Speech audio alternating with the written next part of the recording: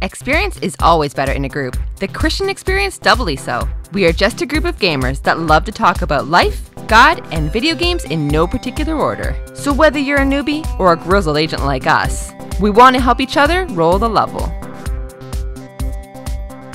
Welcome to another edition of the Roll the Level podcast. My name is Matt. I'm so excited to dive into the last episode for this season. Season 9, we are wrapping up, mostly because it's Christmas and it's busy and we're running all over the place. So, but no, it has been an incredible season. This is our 11th episode for the season, which is traditionally kind of where we usually take a break because we're big fans of rest, which we'll get to in a minute. Before we get there, though, how are you guys doing? Dame, how you doing, man? Oh man, this season is a wild one for me, you know, as I know that it is for a lot of people, but it seems like, you know, when you're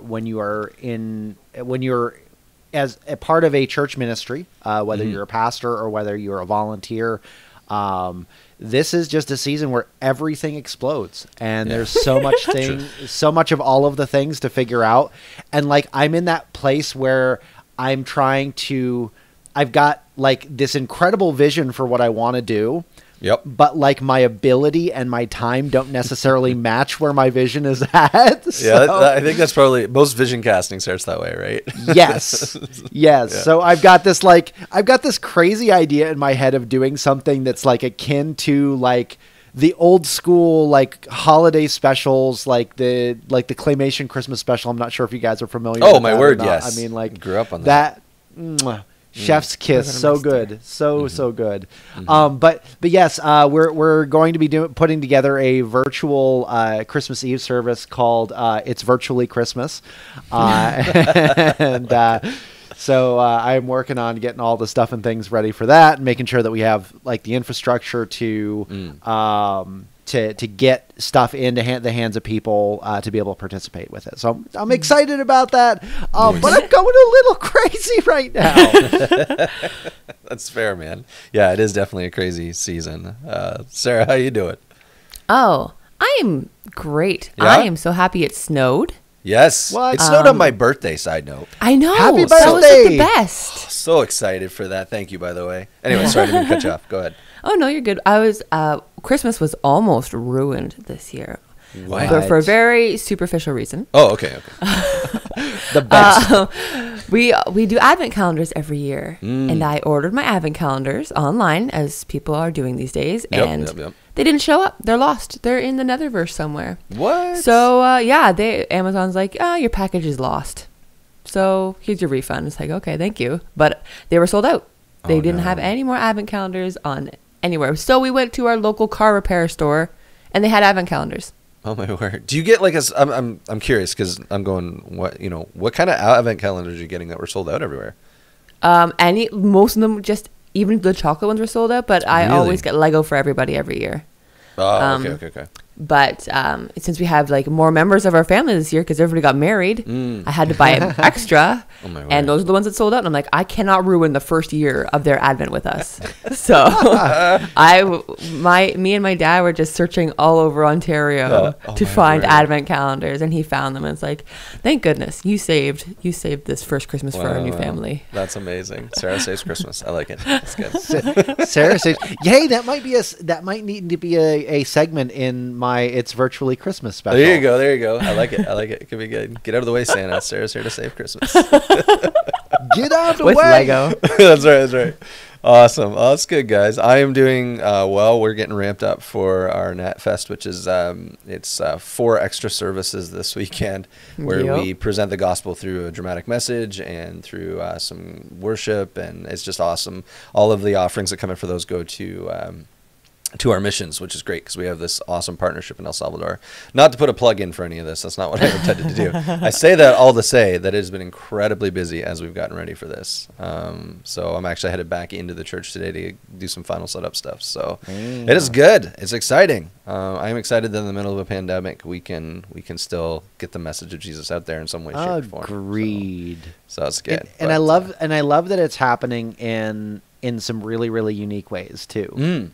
Like for me, this whole thing, that I'm trying to put together is like, how do we take, what people would typically do, whether they are, a Christian or not, Christmas time is one of the really the 2 times a year where if you're not connected with the church, there's that little thing, like whether it's to appease family or whatever, it's a, hey, we're going to go to church and we make our pilgrimage there and do the thing, and so like I looked at that and went, well, how can that still happen, or how can something like that still happen for families, or even for those families that, in our neighborhood that have kids or that have, immune sensitivities that don't feel comfortable going to church, or their church just isn't doing something for Christmas Eve. And so we're trying to put together like a take home, like Christmas celebration package thing that,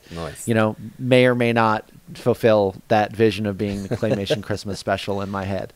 Oh, it's good. It'll be good. I'm excited for it. It'll be really good. It'll be all right. No, it'll be great. So it'll be better than the Star Wars holiday special. So. Oh my word, that's truth. Yeah. If you've never seen that, go Google it. We'll wait. And we're sorry. Yeah, and we're sorry in advance for sending you in that direction. Yeah. So I had 2 questions for you guys today. The first one is, what are you excited to be playing? Hopefully everybody's getting some time off for the holidays. But what are you excited to play over the holidays? Is my first question. And then I'll get a second question after that. But Sarah, what are you excited to play over the holidays? Oh my gosh. Last couple of weeks have been so many sales and so many great games have come out. Truth.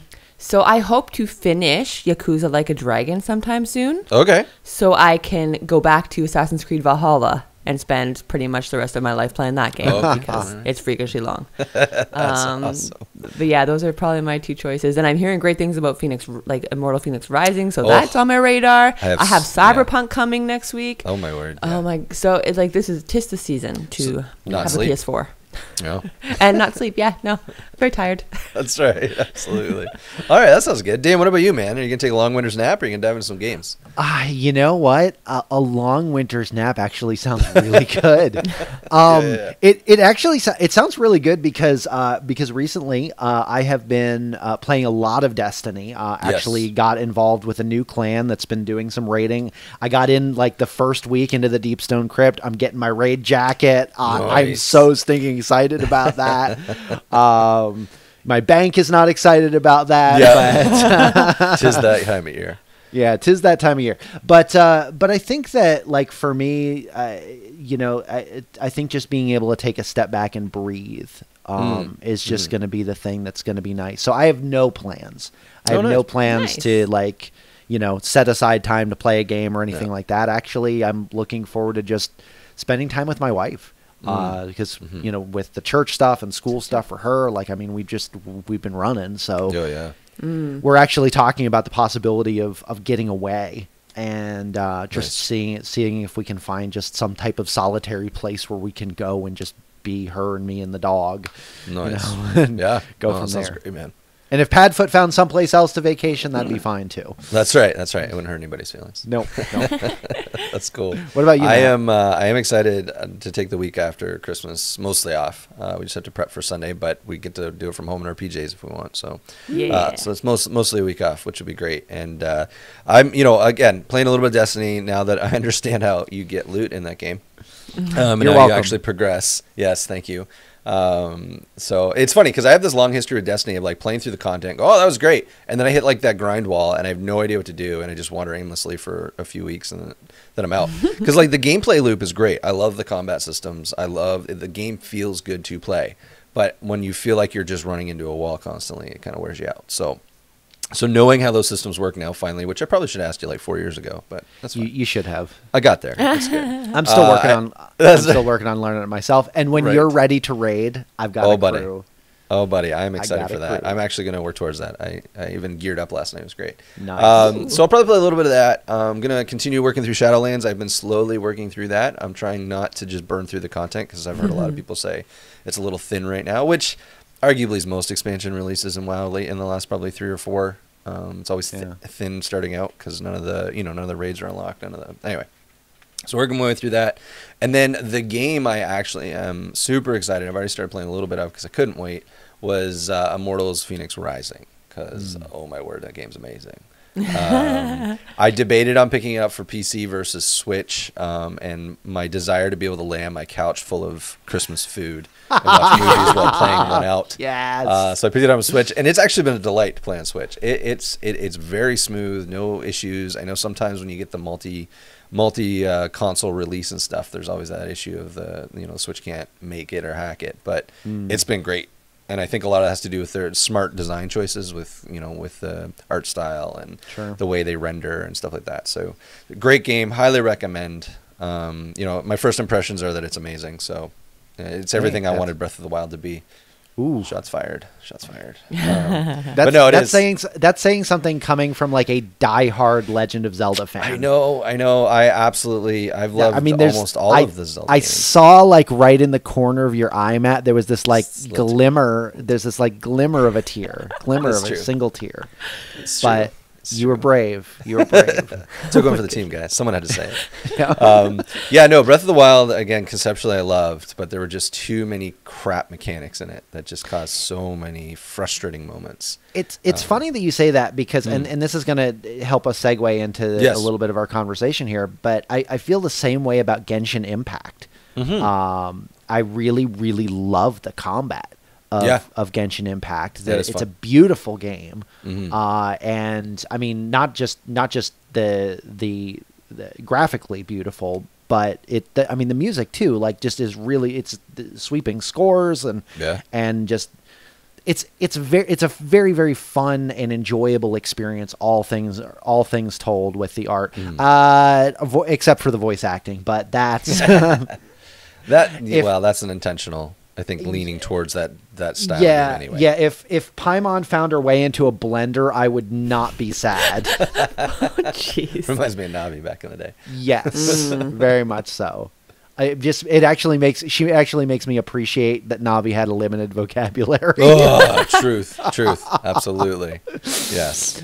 But the thing with Genshin Impact though is that the Genshin Impact, when you hit a certain point in the game, you run into some limitations as far as pacing goes, because there are some quote-unquote end-game-ish activities that require a special currency. I mean, there's a gacha mechanic. This is, I think it's a Korean game, and so I mean, there's that kind of like gacha mechanic of like. You could keep playing if you just spent a little bit of money, or you could unlock that character. You could unlock chances for that character if you just gave us a little bit of money. But I do think, though, that there is, we've seen that, in mobile games, and, Genshin Impact is kind of carryover from that whole, like, mobile market and microtransactions and whatnot. But there is something that is very, very valuable about pacing and about rest. And I mean, for me, like in a game like that, I mean, where you want to explore and you want to spend time in the game, it's hard to not burn yourself out on going so hard into something like that. I think that's why I like the Destiny gameplay loops so much, is that there are a set number of they call them ritual activities that you can do throughout the week to get your powerful and your pinnacle rewards to upgrade your power level and whatnot. But there's that limit on it, that where if you do those and you're like, you know what, I need to pace myself until the next week of content rolls around, because after every reset they are, they're adding layers to what's going on in the seasonal content, they're adding layers in what's going on with the balance and the sandbox and whatnot. And so the drip of pacing is really, really good, and I appreciate that. So it's not just all like, oh my word, I have to do all of this right now. Yeah, truth. What for you guys, like, what have been some games that have had like either some type of rest mechanic or some type of mechanic that that encouraged rest or even just breaking away from the game? What are some games that had that were that you actually liked that mechanic? Actually, I can jump right on that right away. Heroes of the Storm Everybody's like, it's a good game. But actually, it's still got a huge base of players and stuff like that. But the dailies system in that game, which harkens back to some of the old World of Warcraft stuff that I love. Indeed. Especially BC had I think it's when they really introduced the daily mechanic in BC. Burning Crusade, Burning Crusade had that, right? They had the Isle of whatever it was, the Timeless Isle. No, that was in MOP. I can't remember what it's called, but it doesn't matter. Anyway, but yeah, I actually really enjoy that mechanic of like, hey, here's a to-do list. It'll probably take you, 20 minutes to an hour to get through, but then like you have successfully progressed your character forward. Mm-hmm. I like that tangible progression systems that I can measure. Like even now that I understand Destiny's a little bit better, it's so funny that I can play games that long and not pay attention to any of that stuff. But anyway, it's great. Matt, I love you, and I love your honesty and your ability to say, you know what, I could do better at this. This is it's one of those things. I think part of it too is like we, reviewing so many games. Oh yeah, and I have to be on when I'm reviewing games and looking at every little detail. Yeah. When it comes time to like leisure play games, I usually just want to sit and not have to think hard. So like a game like Destiny, the combat, and this is really a testament to how good Destiny's become over the years. The fact that I can just jump in and run a couple strikes and shoot things and have a good time and not have to really know what's going on and still enjoy the experience. Again, that's a testament to just the game development, and so good job, Bungie. But Heroes is like that as well. Like I can go in and I've got that game down to a science now. I don't do as much competitive anymore. So it's mostly just playing the PvE content to unlock and get gold. But what's great about it is like I can go in and if I plan it out well, I can essentially spend like 20 minutes a day and always be unlocking and progressing and everything. And I love that because then I'm like, okay, I've done my dailies for the day. I can step away. I had a great time, but I'm not grinding. I don't feel like I'm grinding at this point. And I can now, just buy every hero when they come out. So it's great. Which Hogger's really fun. Side note, unrelated. Really great though. He's really like ridiculously fun. So that's me. Sarah, what about you? I'm gonna go with another Blizzard game, or actually, I'm gonna combo it. I like it. I would have said WoW and Final Fantasy 14. Yeah. Okay. Because I enjoy their rest mechanic. It kind of encourages you to not play.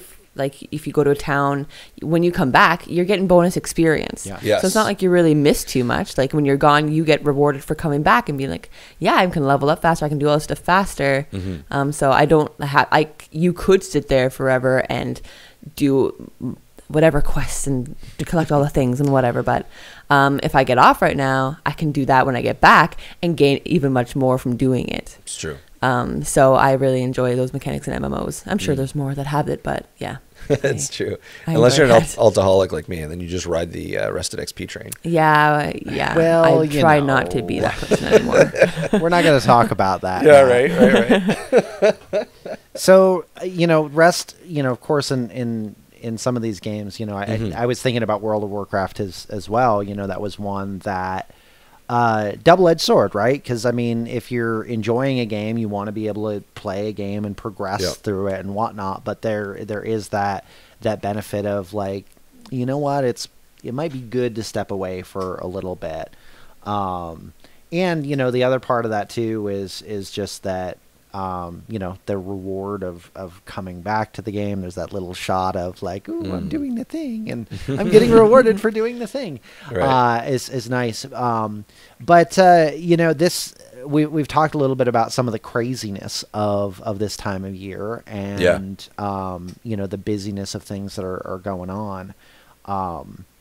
As Christians, when we look at Christmas, there is that declaration of the coming of Christ, or the advent of Jesus' birth, and that the declaration is a declaration of great joy for all people, and God's desire for there to be peace on earth and goodwill towards men, and not just man, but mankind. Human sorry, man. Yeah. Sorry, Sarah. It's okay. I'm just kidding. That's terrible. But anyway, there is that desire for us to experience peace, and that's like Jesus even reiterates in his ministry that his the burden or the mantle of his teaching is one that's easing. It's may not be easy to hear or follow, but it's easing to us. It's light. It's a mantle of peace and joy and love and it transforms us. So in the midst of, because we all get caught up in this, right? Where we get caught up in the busyness of, got to get the traditional things, that we're typically, Sarah, you already, struggle on the struggle bus with finding the advent calendars. Oh my gosh, so much stress. It sounded like you were on several struggle buses. Oh yeah, I made other people join my struggle bus. There you go. With like a whole struggle fleet. Yeah, pretty much. So, during this season, it can be really, really tempting for us to fall into these patterns of, I have to perform or I have to do these things and do them well. What are the things that you guys find for yourselves that are those touch points where you are snapped back to the reality of Christmas of, this is actually supposed to be a time of peace. And this is a time of contemplation here. What are those things for you guys that help remind you of that? Mm-hmm. Yeah, I think for myself, it's usually my family that kind of pulls me back. Having two kids, I get so excited just to hang out at Christmas and watch The Grinch 45 times and do that good type choice. of thing. Right? We've already watched it twice, so it was great. Nice, good start. Did you? Nice. Anyway, yeah, I think that's a big one for me. Because I can easily get caught up in working and doing a million things, million miles an hour, and work, hundreds of hours a month and not really flinch at it. But especially at Christmas, it's that time of just like, oh man, I need to actually carve out time and be intentional in that, which I arguably should be doing all year. I'm terrible at that. But Christmas, that combo of it being Christmas time and my kids being like, hey, no, we want to spend this time together and celebrate. My kids are really great about, they love birthdays, so celebrating Jesus' birthday is really good. Nice. They thoroughly enjoy that. It's actually what we do at church too. We have a big birthday party for Jesus on Christmas Eve, so it's great with the kids' stuff. So I think that's probably the biggest one for me actually, is my family going, hey, I need you to slow down so we can actually spend some time together. So that's been good. It's been great actually since being at the church, because we work really hard right up till Christmas, and it's like, all right, we're closing the office for a week. Everybody go home. Sweet. So that helps for sure. So, Sarah, what about you? My daily planner. Nice, smart, Nice, smart. Much more Every organized. day I wake up and I do the Advent, and it's like, it's already the 4th, and it's like doom ascending. It's like, oh my gosh, I have so much to do. So like just every day looking at the planner, because I have somehow designated myself being the oldest daughter of the Christmas planner.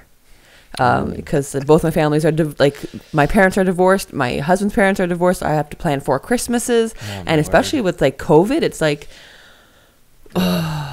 like who can go at this place at this time? We're not all together. It is ultra. Sounds like you're trying heavy. to like learn a new raid boss. I'm trying to find the best strat, and oh my gosh. So like I have been that person. Now we have like 3 birthdays to celebrate this month too. It has become crazy. Wow. So just like looking at my planner and literally taking a day and being like off. Like just make sure I have this day to recharge for myself and read a book. I've been reading, like having this time when Lucas is back in school. I don't have weddings to help out with and stuff like that. Truth.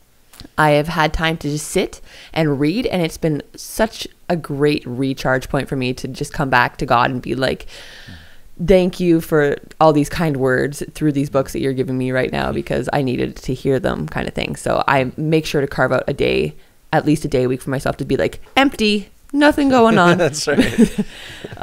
So that's been a real good point for me to just keep coming back to every week. That's awesome.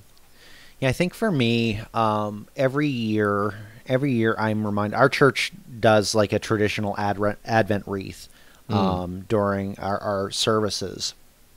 And a few years back, I actually wrote some scripts to go with that type of tradition.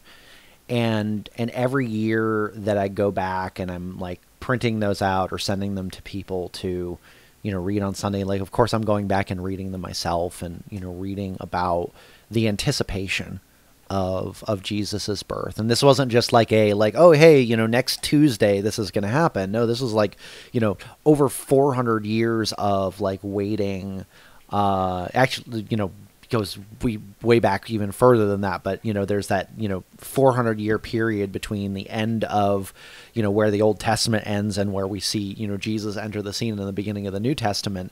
And there's all of that time in there of anticipation. And I'm reminded in the midst of that there's like, I think sometimes we get so focused on our stuff, right? Like we're focused on our issues and nobody could ever have like as terrible issues as we have, right? Like poor me, I've got all of these problems. Which, there's legitimacy to, to the things that we're going through. I'm not like mocking, people for going through stuff, but there is that moment of perspective of just stepping back and going, over those thousands of years, those hundreds of years of waiting, God never changed. His character never changed. His promises never changed. And I'm reminded of, there was a song that Elevation Church released several years ago called "Do It Again," and there's a line in that says, "Your promise still stands. Great is your faithfulness. I'm still in your hands, and you've never failed me yet." And so I'm reminded in this season that in all of the chaos and all of the seeming silence of those moments where like there's chaos and there's things that I don't understand, it seems like God is silent, when everything is rushing around me, when I don't understand what's going on, that God's never failed. He's just, that's not who he is. It's not in his nature. He's not a deadbeat dad. He doesn't give up on his kids. So he's there still, and he's working on my behalf. And if that's the case, then I don't have to enter into this place of being controlled by the fear or worry or the concerns of that. Not that I'm flippant about my circumstances, but it's a perspective piece where, long term I can take a step back and go, okay, what do I know to be true in this moment? And what do I know to be the priority in this moment? And in this season, when we would be convinced that, Christmas is diminished if, if the right gift isn't found, or if the right party settings aren't there, or the right events, or you didn't spend it with or you didn't, get to do the right activities or whatever, like, Christmas doesn't change. Like the good news, news of Jesus's birth is not predicated on whether or not you get a PS5 for Christmas this year. Which, if you hadn't gotten to this point, you're not. Exactly.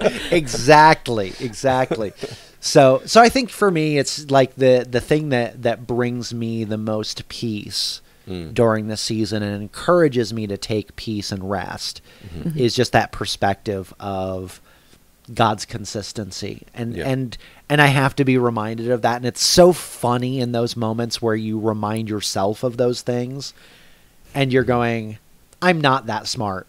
Like, I just know that I'm not that smart to have said something like that, written something like that. And acknowledging, God's hand in all of that, and just trusting that this season is such a beautiful one, such a beautiful one, where if we had nothing else during this season other than the acknowledgement of the birth of Jesus, it would be so good. And that brings me peace. So good. Well, guys, thank you so much for joining me on this episode. Thanks for the great questions and transitions today, Dane. That was wonderful. Of course. That's good. To our listeners, thank you so much for joining us this season. We will be back with season 10 sometime early in the new year, once we've actually had a chance to rest ourselves. So Indeed. Check out all our stuff on all of the social medias, and we're on the interwebs as well, and on YouTube. And we'll talk to you next time on Roll with the Level. Merry Christmas!